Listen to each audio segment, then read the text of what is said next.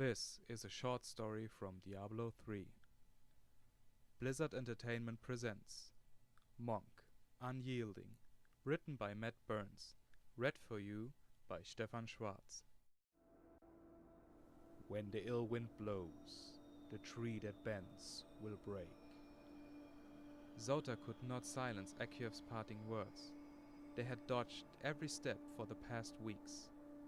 By day, the memories of the master's voice was only a whisper, but when night came, it reached a fever pitch. Tonight was the same. Tonight he knew he would be tested again. The winds had picked up, howling through the Gogora like the last icy breath of a dying god. The cold gnawed through his green, white and blue sashes, biting bone deep. In years past he had endured slashing mountain gales outside the floating sky monastery without so much as flinching. But this wind was different. There was an urgency to it that filled him with disquiet, as if the forest gods were roiling in fear. Zota paced at the edge of the campsite, tapping his bowstaff on the lichen-covered ground. Mossy pine and birch trees towered around the clearing where he had settled for the night, along with a supremely ancient oak. Its great gnarled boughs arced over the breadth of the camp almost protectively. The two men near his fire were still asleep, wrapped tight in a tattered wool blanket. He had hoped for a night of solitude, but the refugees had spoiled that by finding him just after sunset. The desire to refuse them a place at the campsite had been strong, but Zota's master had explicitly forbidden him to turn away travelers.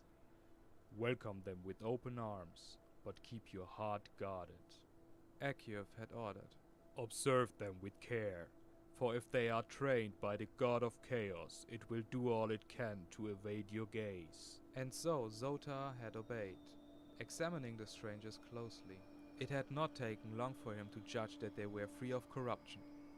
The gaunt and weary-eyed men were a graying father and his 20-year-old son, the sole survivors of an attack by a band of savage Khazra. The filthy goatman had taken the refugees' village unaware and reduced it to a smoldering graveyard. The men hailed from an area of the Gogora that held religious and cultural ties to Ivgorod, and they were fleeing north to the safety of the city. Despite the horrors that they faced, the father and son were full of hope, and they believed that finding Zota was a sign that the god of fate was looking kindly on them.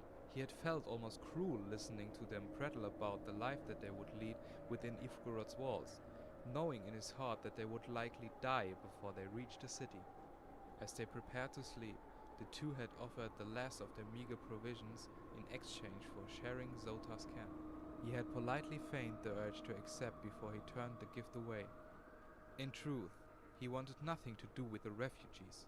He had learned not to grow close to those he met in the Gogora, for fear that they might become obstacles.